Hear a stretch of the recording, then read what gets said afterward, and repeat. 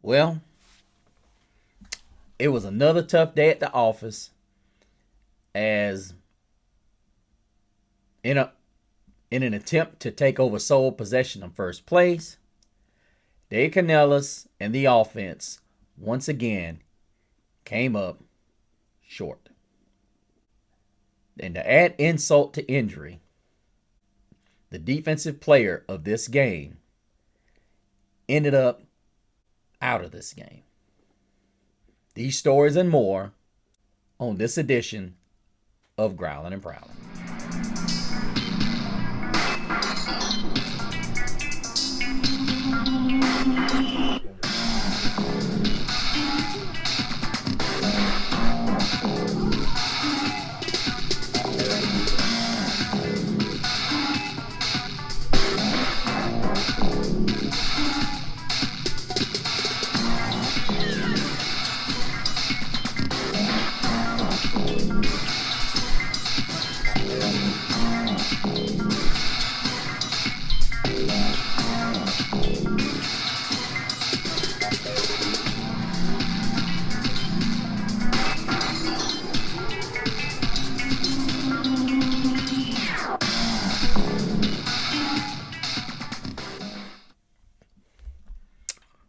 Welcome back, Growlers.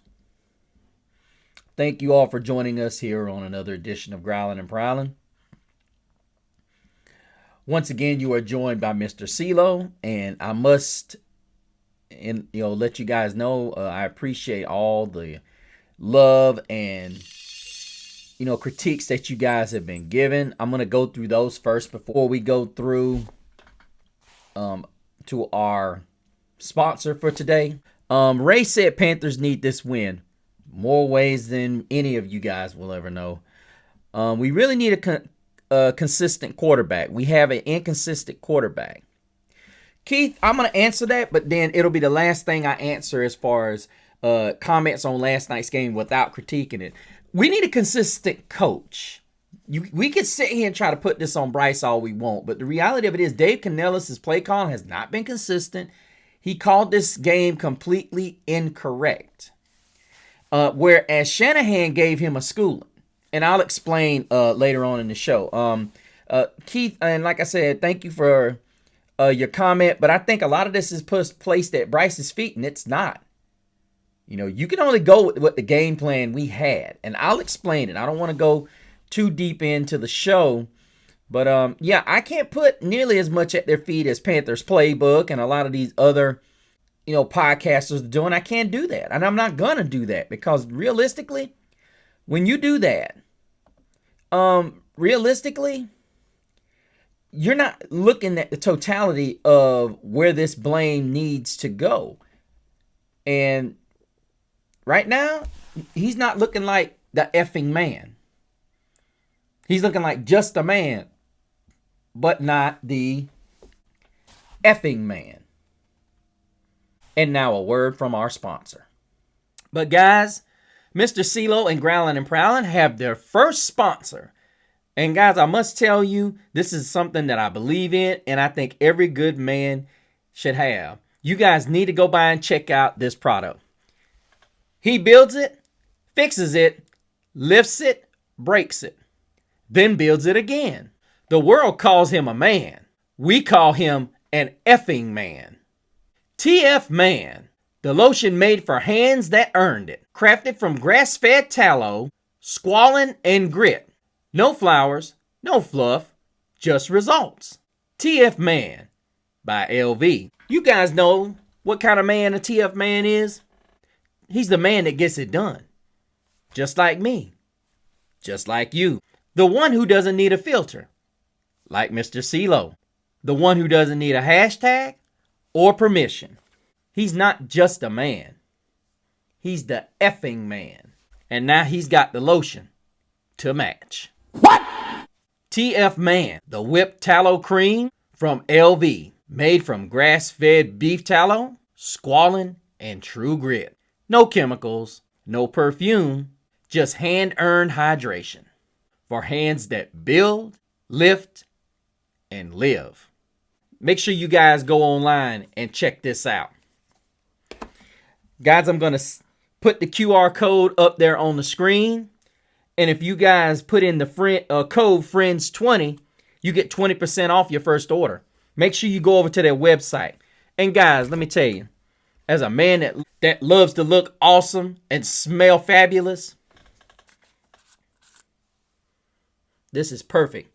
I've been using it a couple of weeks, you guys, and I'm going to tell you, every time I get out the shower, I got to put it on my face and I got to put it on my hands. Because when you start getting to be my age, you got to start protecting all this, you guys, because guess what?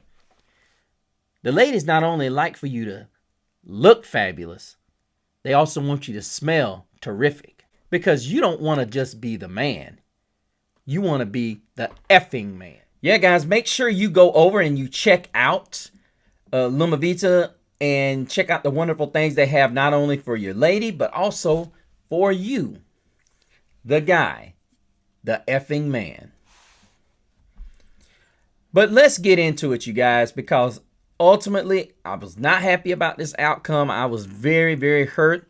As we add another comment from Bob, who said, really think we can take the Niners and Seahawks. Only team that looks like an improbable task is the Rams. I say we can split with the Bucks and beat the Saints. Sounds like a division title to me. Keep pounding. If we could get, Bob, I love the comment, if we could get some consistency in the play calling. So I'm going to answer several things as to why this is not on Bryce, as we've heard in one of the comments, and probably majority of you guys. You want to put this in Bryce's lap, but unrealistically, ladies and gentlemen, you can't. And if we do that, if we continuously become a team where we're just consistently throwing this in his lap and we're not looking at the totality of things, then we've missed it. Look, I hate hearing when people like Colin Cowherd, and we know what we're going to get from Panthers Playbook. They're going to say what they got to say. I get it. The first throw that my Bryce made in the end zone was an ill-advised throw. I get it. But Bryce has got that mentality, I don't want to hog the ball. Yeah, but realistically, Bryce should have been thinking run first, because he had a blocker out there that would have eaten up that one guy he had. All he had to do was sink in behind him. He's going in. Bryce is going to have to get that mentality and not have to worry about, if he's worried about other guys getting ticked off, don't worry about that. These guys want to win. They don't care how they get it done. Just like I don't care how we get it done, just as long as we win. But ultimately, guys, if you're going to blame Bryce, here's why you shouldn't blame him. And I think Feinberg was the guy that I read his article saying, we went from the stretching the Atlanta Falcons completely out to bunching up a San Francisco 49er team that only had 12 sacks coming into this game. Now, don't get me wrong, Ekwonu did not look good early. He did not. Huff was whooping him. And needless to say, Bryce still, was able to do some things. However, then, a lot of people keep ignoring the fact that Tetairoa McMillan had 2 drops in this game. Now, you can say what you want. I'm not going to put Ted out there either, because he's made some great catches. And the reality of it is, too many of you out there are looking for perfection. Perfection out of Bryce, perfection out of Ted, perfection out of XL. You're not going to get that. And the reality of it is, we lost this game from the jump because Coach Canellis had made 2 mistakes. One, we're not stretching the defense when we throw it. Look, Dave, you cannot go out there with the idea, and I don't know if it's Panthers Playbook or whoever said it, but he made a really good observation. You can't wait to get the defense to taking risk if you're already in a hole. There's not going to be a game if you keep taking that approach. You have to take the approach when you go in this game, I got nothing to lose. You can't go into the game with this idea that, we're going to lose if we do this. Look what you did in Atlanta. Which leads me to another point. Watch this, guys. In that Atlanta game, y'all, I want y'all to pay close attention. In that Atlanta game, In that Atlanta game, the Falcons really stymied the Carolina Panther running game. And see, this is where I love the fact that Canellis was able to change on the fly. Because here's the reality. Look at, you had 25 carries, 67 yards for this Panther rushing attack. Chuba Hubbard was the only one that had a real positive rushing day. He averaged 5.3. But here's the thing, 25 carries, 67 yards. Now, I am going to understand what you guys are going to say. Many of you are going to say the San Francisco 49ers choked the life out of this game. I don't disagree. 38 carries to 32 pass attempts. And the Panthers ran a grand total of 42 plays. But here's the thing. Mike Shanahan schooled Dave Canellis on the fact that they knew what they had. They understood they needed to get ahead and force Dave Canellis to do what? Throwing the ball 29 times when they needed to be running the ball. Look at that. 13 carries, 69 yards. See, this is the problem I have with the Panthers. This is the biggest problem I have with the Carolina Panthers. I don't know if Brad Idzik has any kind of say-so to Dave Canellis, but there's got to be a guy, if I'm Brad Idzik, if I pay him $100,000 a year, he's going to keep me in line and let me know I got 13 carries and I'm averaging 5.3 yards a tote. I got 5.3 yards a tote. And what I did not understand was is you kept running Jimmy Horn back there. Kept running him back there. And every time you handed the ball off with him doing it, we got positive yards, which wasn't many. And then the times that you threw it, the one time you threw it to him, he made a huge play. Now, a lot of people going to say, oh, 11 yards ain't a huge play. Oh, it is. For as how tight that defense was up. But then here you are, Canellis. There were too many guys within 8-9 yards from the ball because they're not afraid of you throwing it down the field. You have got to change that tendency when you throw it. Hit rewind. There's no way Rico Dowdle should only have 6 carries for 38 yards because you came out of this game in the second half. You're down 10-3. And I remember hearing somebody say you can't run the ball. You can't run the ball when you're behind. Look, you're down 20-9. The only way this should have gotten where it was. I mean, look, you got that interception, and what killed me was on that after that interception, you went on first down, a pass to Tedero McMillan for 6 yards. Then Chuba picked up 2 yards. It's 3rd and 2, and then you tried to throw it, and that was the one that Ted dropped.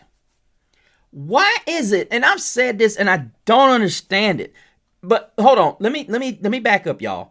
We owe Dave Canellis an apology. And I'm going to tell you why. Because I posted in my last show preview of this game, and then I posted a short that said, let Bryce cook. And apparently, many of them influenced him to make this kind of decision. I get it. Bryce looked like he was hot. But here's the thing. Dave, don't change what you did last week. Look, they can know it's coming. I remember Pete Bell said it in the movie Blue Chips. He said, I can tell them, I can send a note over to Mike Shanahan and Robert Saleh and let them know exactly what we're doing. I'll give them our offense, I'll give them our defense because it's not what you do, it's how you do it. And I'm going to tell you right now, guys, Dave Canellis is a lot of what's wrong with Bryce. Y'all keep sitting here talking about, oh, it's all Bryce. Now, granted, that decision that Bryce made in the end zone was all him. I will say this. If any of you blame Bryce for that interception that he threw to Ted McMillan, then you obviously didn't watch the holding penalty that was not called. I felt like Bryce was about to get something going. However, Dave, can we please get a consistent game plan? Either we're running the football or we're throwing it down the field. It's not that hard. Bryce reads the defense well when it's not packed up. When are you going to realize Bryce can read defenses? You just got to stop packing everything in. He doesn't need 5 receivers within 15 yards of the ball. Spread these guys out. understand what your fear is of not allowing Bryce to scan the field and make decisions. Make these guys have to cover all 53 yards of this field and all 120 yards of length of it. You're not doing that. And what happens is you can't run the football. Now, you got no excuse last night because when you tested San Francisco, they couldn't stop the run. You went away from it because, needless to say, you want so badly to make this game and this team about Bryce. Stop worrying about that. You can't sit here and make this about Bryce when it's not that kind of a game. You make it a look, and I remember hearing somebody said that every time you ran bootleg action, Bryce was open. And what I mean by that, with the run. When you have it that easy, unfortunately, there's got to be somebody open in the second level. Or better yet, you have a code where you just get the guy who's running open to set up a block. There's nothing wrong with that because eventually they're going to get over there and that's going to leave that tight end open.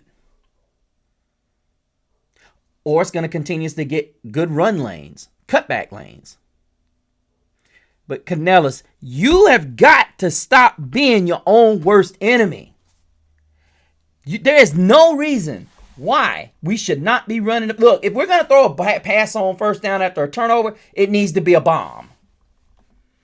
Ain't no ifs, ands, and buts about it. You sat and ran a short pass to Jimmy Horn that went for 11 down to the San Francisco 42. Here's the reality. We should never get stopped in the red zone because at least one shot should go in the end zone to Ted McMillan or Jalen Coker as well as XL or even our big tight ends. This is a situation where 50-50 balls should be imperatively run at least once. The opposing side's got to know we're going to run a one-on-one play somewhere around here. And what that's going to do, that's going to make the defense think, okay, maybe we don't want to put our safeties in the box because of fear of that. And it becomes a chess match to see, are they going to run it on first down or are they going to throw that fade? And it becomes a question, do we gamble? Do we gamble? Do we gamble? And then you can get Rico Dowdle to hit it. He going to hit it. Keep pounding away. And then you hit him with play action. I'm just disgusted with this play calling. Because needless to say, there were times we were pushing this thing down the field with our running game. And I'm just like, wow. I mean, you look at Dowdle, 8-yard run. Dowdle, 4-yard run. Yeah. And then you had on the opening, on the drive before the half, you had pass. And of course, one of them was when XL stepped out of bounds and came back in. I thought if you reestablished yourself, that's a catch. But anyway, the officiating was suspect all night with those dumb intentional grounding penalties that they called. Rico Dowdle, 17 yards, first down. This was the first play in the second half. Then you get a hold on a pass. Then you give it to Dowdle on second down. He only gets 2. And then Bryce throws to Dowdle, who picks up 12 on 3rd and 18. So you come up short by 6. And then you go for it. No, excuse me. It was 3rd and 6. Excuse me. You try to you throw short left. Tet has another drop. So, yeah, it's just things like that. Not having faith in the running game. And then you look, and despite there only being one run on this, which Hubbard had one up to 4 yards, but this was primarily Chuba anyway. You had an incompletion to Ted McMillan, and of course you had Hubbard with 2 grabs on this drive, and then you have a XL sighting as well as a shot to Jalen Coker. And then what I don't like is when I hear people talk about Bryce saying it's him and this, that, and the other.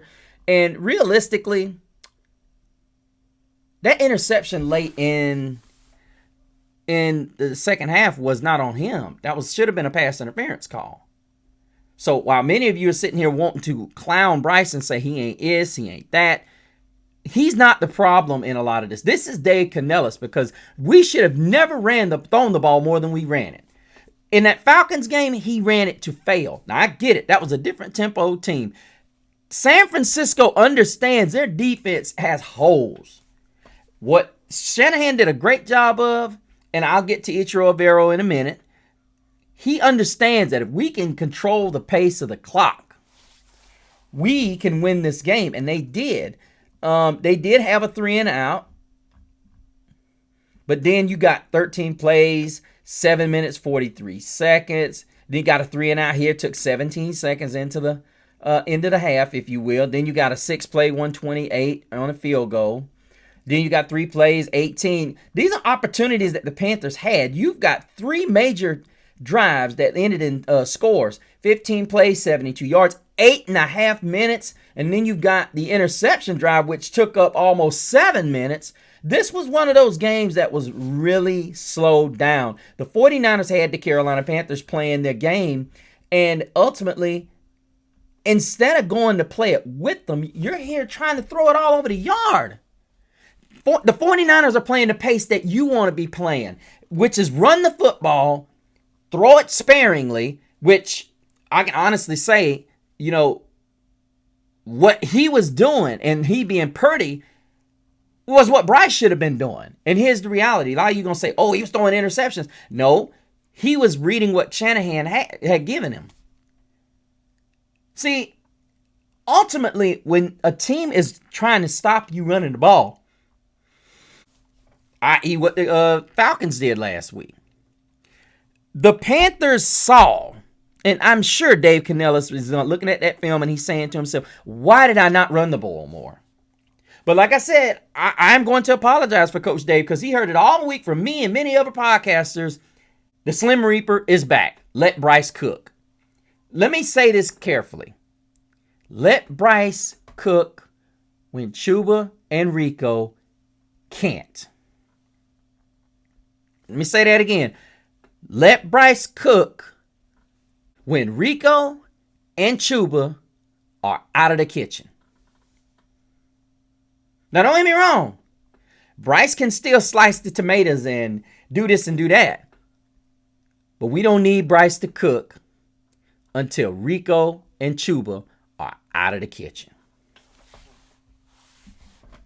But really, this game was lost on the fact that we did not run the football. We just did not. And realistically, as good as people are saying the defense played, yes, the defense may have gotten turnovers, but guys, look at that. 340 total yards for this offense for the 49ers. 193 yards, 147 yards on the ground. Now, I will say this. This was run to fail. They ran this thing to failure. And they didn't make no bones about it. Hats off to Mike Shanahan. Like I said, people are criticizing Bryce, but the defense wasn't that great either. The 340 yards total offense. And needless to say, the 49ers were 7 of 13 on third downs and 2 for 2 on fourth downs. And yeah, they couldn't get off the field. But still a winnable situation considering we didn't have Trevin Wallace and Christian Roseboom, and we ended up losing J.C. Horn, who had a wonderful game. J.C. Horn had an absolute, clinic going on out there. I've watched the replay of his second interception so many times over. And you know what that reminded me of? The NCAA or the Madden game.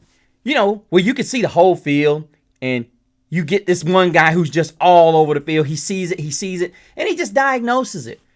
J.C. Horn is one of those guys. You understand why you pay him the big bucks. You pay him the big bucks because he makes plays like that. He is that dude. He goes across the field knowing, hey, I ain't got nobody over here. They're going to they're going to leave me on my own side of the field like, oh, I don't have nothing to do.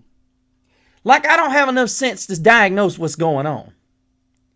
This right here is why he gets paid the big bucks, and why, if you as an offensive coordinator don't have something going on over there, you get elite corners. This is why most and for Mike Shanahan, it's a surprise.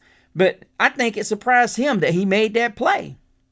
Because most of your top corners are just going to be paying attention to their zone. They're not going to be paying attention to anywhere else. Not J.C. Horn. This guy is a ball hawk playing the cornerback position. And realistically, guys, like I said, Mike Jackson had a good interception, but I got to throw something out there to my man, Trevon Moehrig. You have got to do better, bud. There ain't no reason why you hitting somebody in the you-know-whats, man. Come on, man. You are too important to this team for you to get yourself kicked out the next game where we are already shorthanded, dude. Don't get me wrong. I would love to see Damani Richardson and Lathan Ransom, who had 5 tackles in this game. Chris Barnes had a good game with 10 tackles, and I'll give Nick Scott some credit. It seems like he's finally learned how to form tackle. A'Shawn Robinson had a very good game, 7 tackles. Turk Wharton had 6 tackles. Martin Scott has 6. DJ Wonnum had a good game, 7 tackles. Lathan Ransom, as I said, 5. Claude Sherilis had 4 tackles on the night. He played well and ended up leaving this game. Shaw Smith-Wade had a good game and a tackle for a loss. As after aforementioned, Mike Jackson, and hopefully we can get these guys back. I mean, it's not looking good going against the Rams right now, but yeah, you know, it's going to be something that we have to come into. And yeah, for all y'all that continuously keep blaming Bryce, watch the film, please. Watch it. These are not the same calls we made against Atlanta. And I'm tired of hearing people say, it's not going to be the Atlanta Falcons every week. We know that. Stupid. Dumb shit. Dumb shit. Dumb shit. This ain't just about Atlanta. It's a lot about Canellis and trusting what he's coaching up. What he's coaching up. But once again, you see CMC in his follow-up game against the Panthers was 24 of 89 for a score. And he caught 7 balls for 53 yards. It seemed like early they were trying to get him involved. And yeah, with him having over 142 total yards from scrimmage, it was great to see him out there, just not great to see him against us. But the Panthers fall to 6-6. The 49ers go to 8-4. And like I said, you guys, it's gut-wrenching. But we can't sit here and just blame it on Bryce. But as we say goodbye tonight, let us stop talking about Bryce Cook and keep pounding. Because I'm guilty and I'm calling myself out. We need to understand that Bryce is one of those, in case of emergency, break open glass quarterbacks. And Colin Cowherd, he's going to prove you wrong. He's not no bridge quarterback. He is a franchise quarterback. I'm going to make sure I clip that, and then when it finally comes to fruition, you always said, you're right. You're going to be wrong here. But that's going to do it for us, you guys. Make sure you leave your comments down below, as well as liking the show, as well as subscribing and hitting that bell notification so you can get notifications of all the shows when they drop. Make sure you go over to Facebook, join the show, Growling and Prowling, as well as the group. Add us as a friend, and finally go over to my Instagram at Mr. CeeLo so you can keep up with all of my in-season and off-season shenanigans. But until the next time, don't forget to leave your mark while prowling the airwaves and growling out. Keep pounding!